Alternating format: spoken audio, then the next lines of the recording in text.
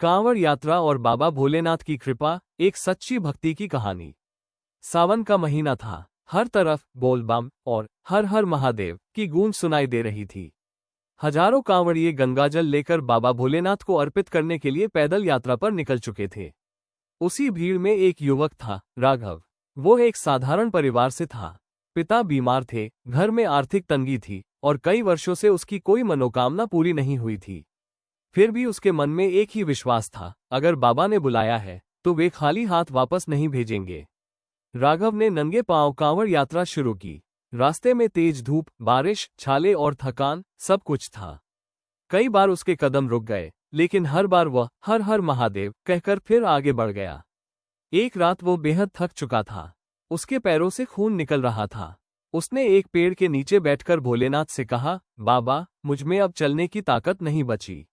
अगर यह आपकी परीक्षा है तो मुझे शक्ति दीजिए। कहते हैं उसी रात एक वृद्ध साधु उसके पास आए। उन्होंने उसके पैरों पर औषधि लगाई, उसे पानी पिलाया और कहा, बेटा, मंजिल बहुत करीब है, बस विश्वास मत छोड़ना। सुबह जब राघव की आंख खुली तो वहां कोई नहीं था। उसके पैरों का दर्द भी काफी कम हो चुका था। राघव ने यात्रा पूरी की और शिवलिंग पर गंगाजल अर्पित करते समय उसकी आंखों से आंसू बहने लगे।